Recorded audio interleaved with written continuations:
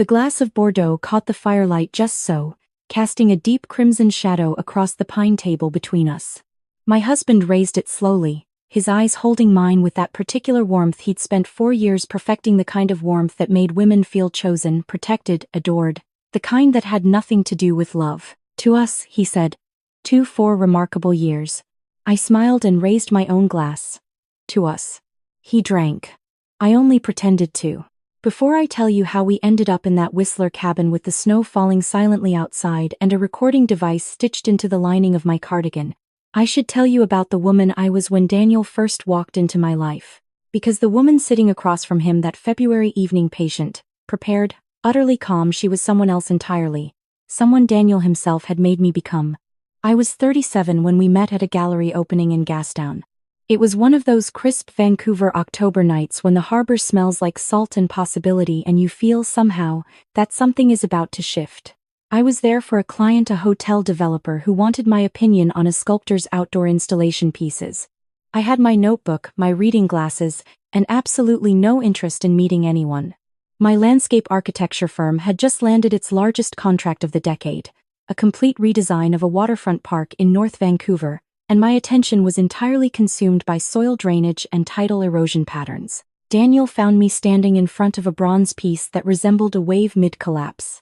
He said something about negative space, about how the absence of form could be more powerful than the form itself. It was a good line.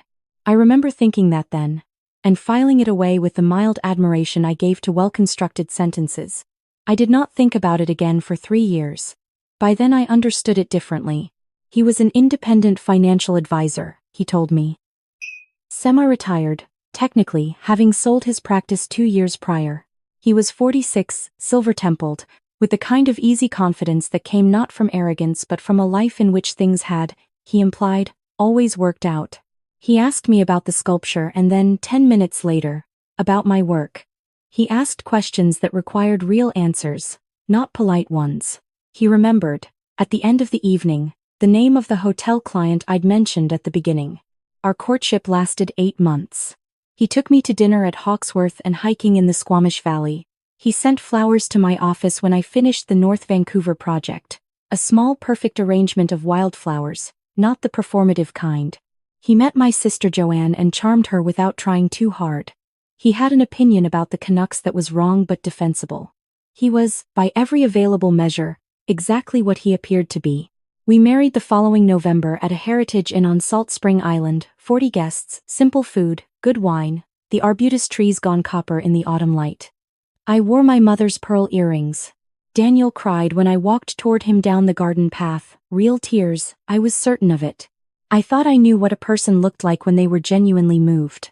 I had been reading people for 20 years as a professional.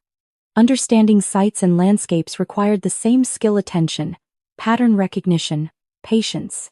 I was good at it. I was wrong about this one. The first years were, in the way of all careful performances, very nearly perfect. Daniel was attentive without being suffocating, romantic without being theatrical. He knew how to give a person room to breathe and would appear, reliably, in that room with coffee and a question about the project she'd been worrying about. He remembered my sister's birthday. He learned that I hated air conditioning and ran warm and would sometimes, without comment, open the window before I asked. He knew what I liked. He knew what I needed.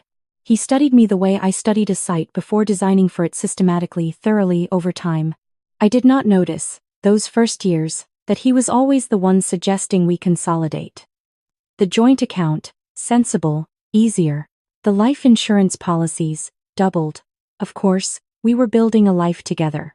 The gradual gentle pressure to name him sole beneficiary on my RRSP. My TFSA. The Salt Spring property I'd inherited from my father. He never pushed. He simply offered reasons, financial reasons, the language of competence and practicality. And I, a woman who had spent 20 years being competent and practical myself, found those reasons persuasive. It was the fatigue that finally made me look more closely.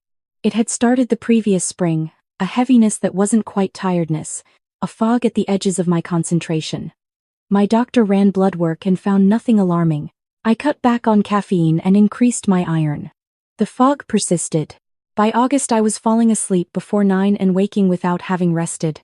and Daniel was being, if anything, more attentive than usual. More solicitous. He had started making me an herbal tea each evening, a blend he'd ordered from a specialty shop, he said, good for sleep and circulation. He brought it to me in the living room while I read, warm and slightly bitter, and he would sit nearby and watch me with an expression I had taken, then, for tenderness. The discovery happened on an ordinary Tuesday in late September when I was working from home and went to Daniel's office to borrow the heavy-duty stapler. I had no reason to search his desk. I wasn't suspicious, not consciously, not yet. But I am someone who notices things. It is both my professional gift and, occasionally, an inconvenience. What I noticed was that the lower left drawer sat slightly higher than it should have, a fraction of an inch, barely perceptible. The kind of thing that would catch the eye of someone trained to see how surfaces meet. The drawer had a false bottom. The mechanism was simple, a small brass catch, and it released without ceremony into a life I had not known existed. There were 3 folders.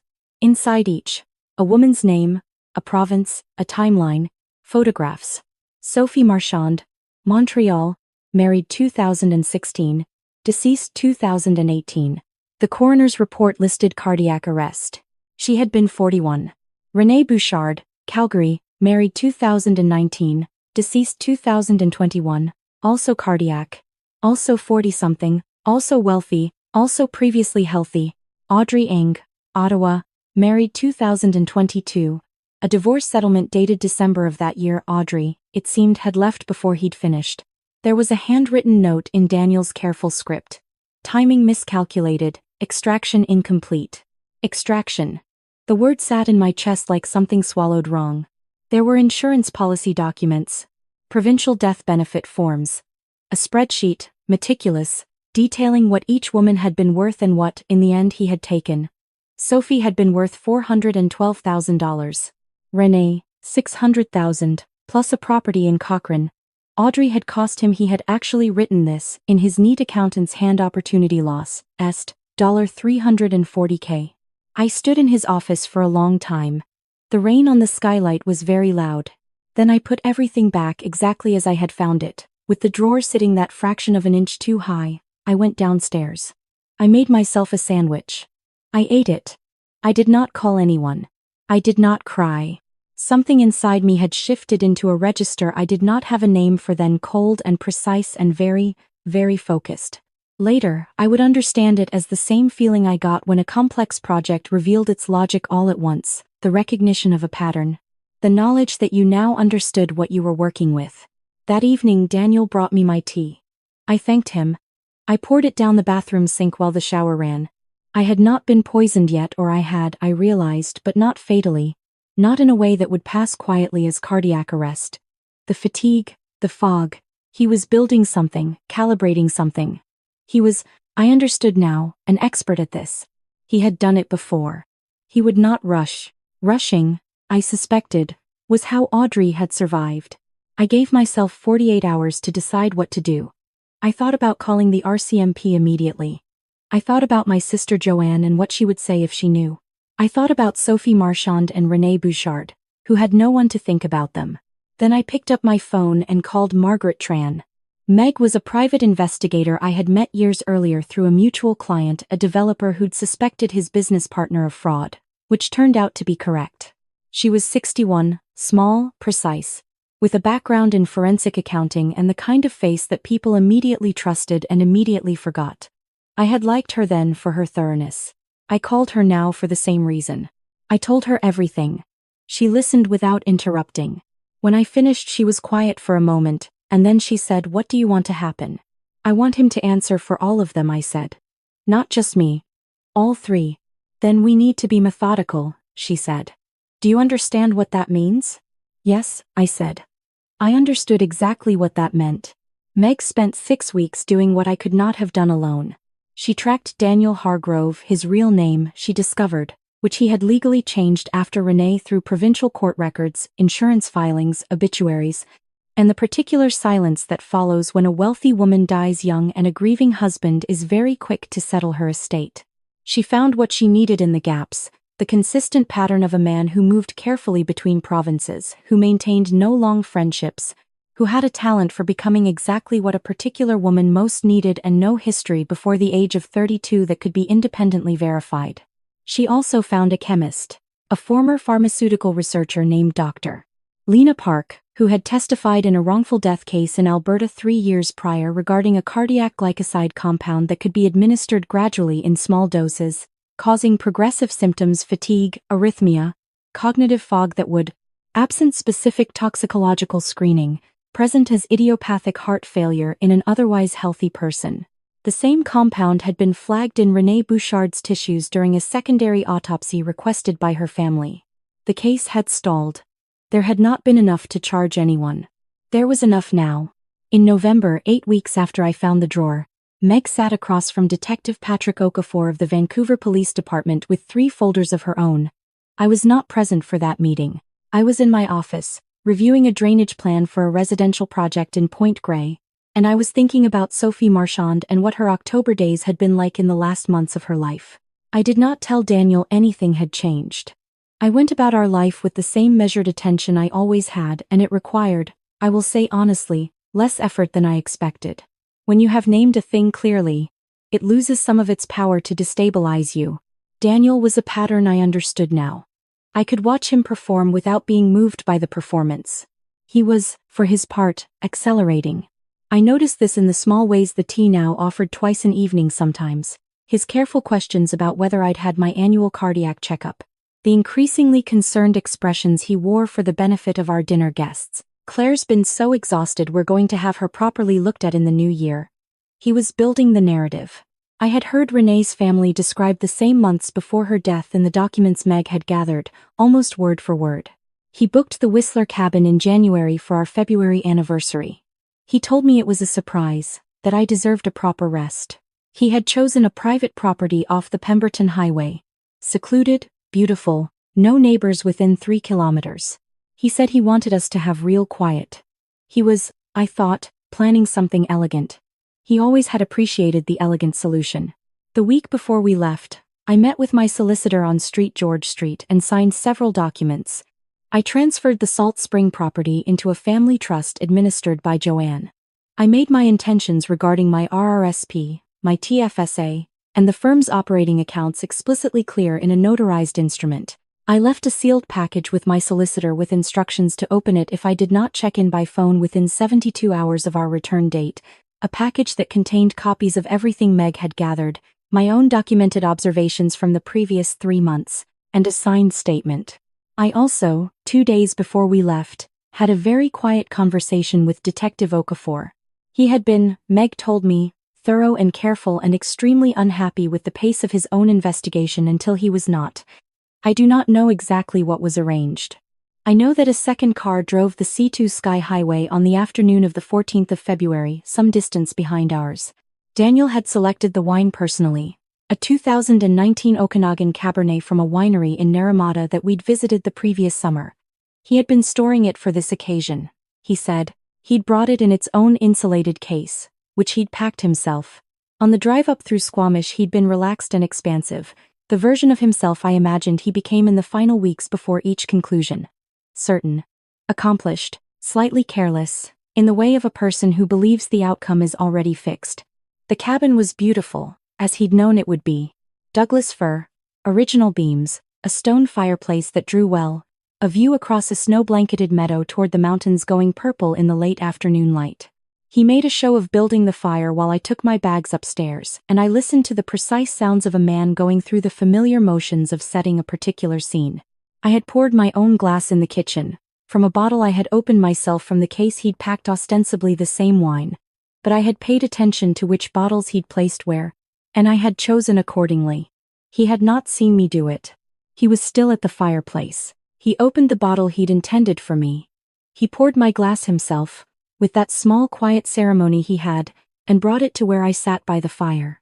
He poured his own from the same bottle, just enough, not much, and sat across from me. To 4 remarkable years, he said. To us, I said, and I smiled. We sat for a time in what I supposed he believed was comfortable silence.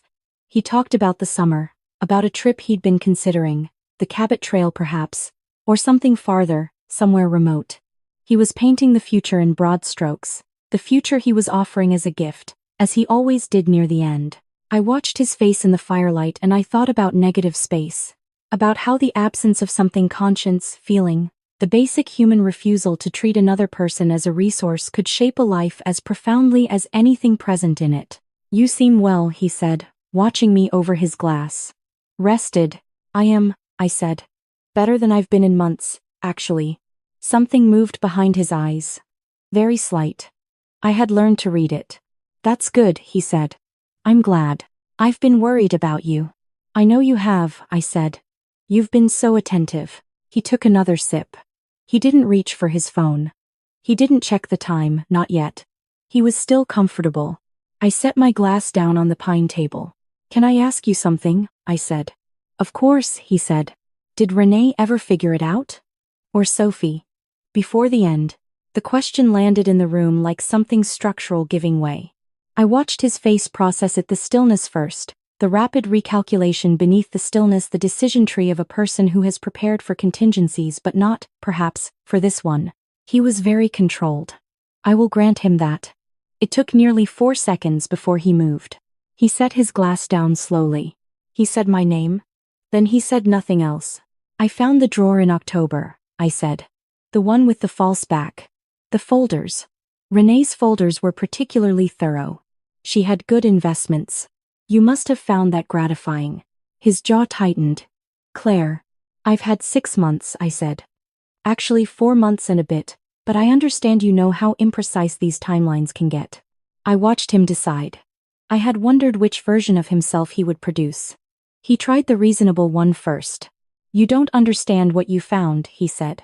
"Those files are from my previous work, due diligence materials. They have death certificates in them, Daniel." Or should I say, I smiled.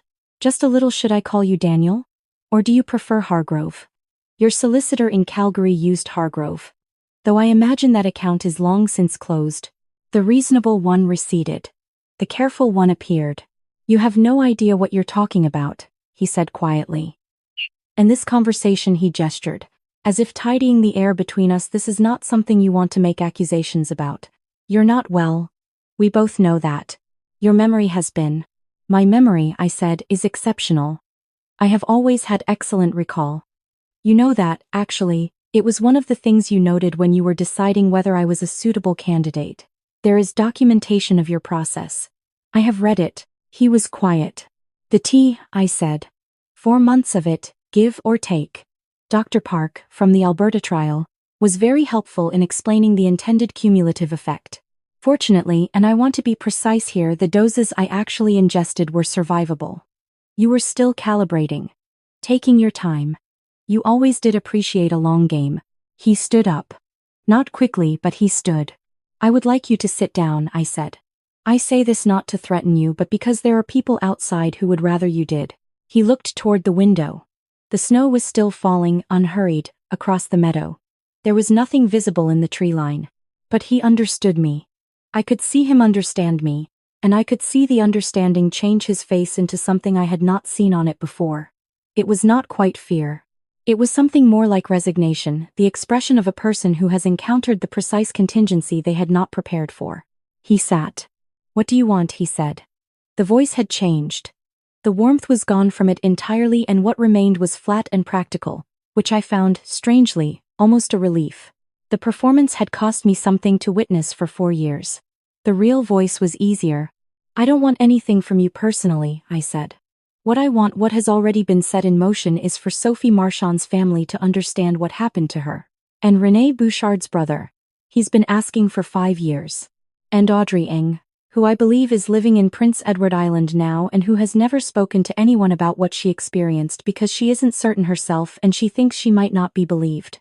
His face shifted. "The evidence is already with the RCMP," I said. "It has been since December. Detective Okafor is a very thorough person.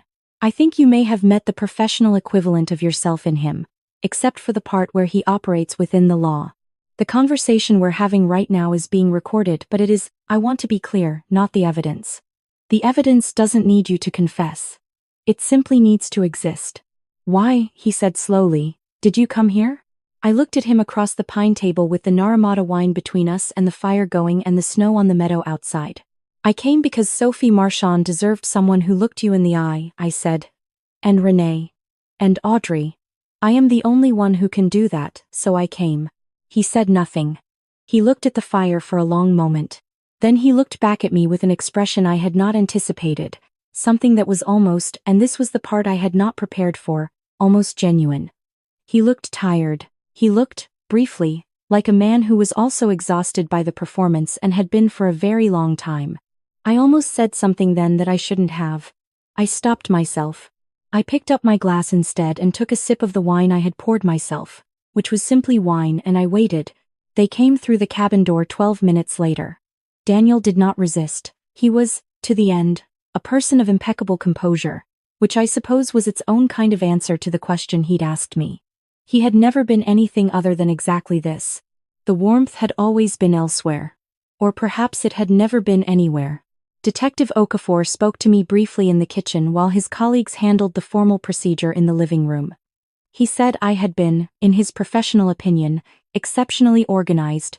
He said this in a tone that suggested this was not entirely a compliment, but he said it. I drove back to Vancouver alone that evening on the sea to sky. The mountains going black against a cloud-streaked sky, the road wet and the highway nearly empty. I stopped in Squamish and sat in the Tim Hortons parking lot for 30 minutes and I cried, which I had not yet done, not once, in the 4 months since October, and which turned out to be necessary after all. Then I bought a medium dark roast and drove the rest of the way home. The proceedings took 14 months. There is very little, I will say about that period except that it was slow and methodical and in the end, more than sufficient. The forensic evidence from Renee Bouchard's secondary testing was re-examined. Audrey Ng did agree to speak with investigators. She flew in from Charlottetown in July and we met briefly in the hallway outside a conference room at the prosecutor's office, just the two of us, and she held my hand for a moment without saying anything, and I held hers. Daniel, or David Hargrove, as the trial proceedings named him, or the 3 other legal identities uncovered over the course of the investigation, received a sentence I will not detail here because the specifics are less important than the outcome, which was that Sophie Marchand's family received a formal accounting of what had happened to her, and Renee Bouchard's brother finally got an answer, and Audrey Ng drove back to the ferry terminal in Tsawwassen with something she'd been missing for 3 years. Which I think was simply the certainty that she had not imagined it. I sold the Vancouver house. I kept the Salt Spring property and my firm and nothing else that had existed in the overlap between my life and his. This felt correct. A good landscape architect understands which elements to retain and which to clear away before the redesign can begin. 8 months after the verdict, I moved to Victoria. I found a house near Beacon Hill Park with a south-facing garden that had been badly neglected for a decade and needed exactly the kind of patient, systematic attention I was ready to give it. The mornings were different there. The light was softer, the air coming off the straight, and the Gary oaks in the park were beginning to go gold in October when I felt, for the first time in what seemed like a very long time, like someone who lived entirely in the present. I met a man at a used bookshop on Fort Street in early November. He was looking at the architecture section when I reached past him for a monograph on West Coast Indigenous land design. He apologized, which was unnecessary, and made an observation about the book that was genuinely interesting. He had the kind of easy confidence that came not from arrogance but from a life in which things had, he implied, always worked out. I noticed that he noticed which book I'd chosen. I noticed that he had very good shoes.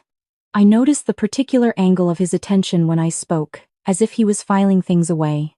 I smiled and said it was a wonderful book, that I'd been looking for it for some time. We talked for perhaps 20 minutes. He was a property developer, recently relocated from Toronto. He had a quality I had learned, finally, to recognize: the practiced ease of someone who had spent considerable time studying how to be exactly what a particular person needed. It was a subtle thing. Many people would not have seen it. I saw it. I took his card when he offered it. I said I would be in touch. On the walk home through the park, I turned the card over in my fingers and thought about negative space, and about what it means to know a pattern so precisely that it no longer has the power to surprise you. There is a kind of freedom in that knowledge. There is also, I have learned, a kind of cost, because some things you cannot see without being changed by the seeing, and I am not, I think, the woman who reached for that sculpture book in Gastown anymore. She was trusting and capable, and she believed that attention was the same thing as love. I am still capable. I am still attentive. I am, if anything, more careful now than I have ever been. I went home and opened my laptop and typed his name into the provincial property registry search. I told myself this was only due diligence. I told myself anyone would do the same. I made tea, my own blend, purchased by myself, from a shop I had vetted, and I sat at my kitchen table with the garden going dark outside the window. And I waited for the results to load, and I felt something I did not entirely have a name for yet. The particular alertness of a person who has learned that the world is full of patterns and that she is very, very good at reading them. Some things, once learned, do not come unlearned. The results appeared on the screen. I leaned forward, and I began to read.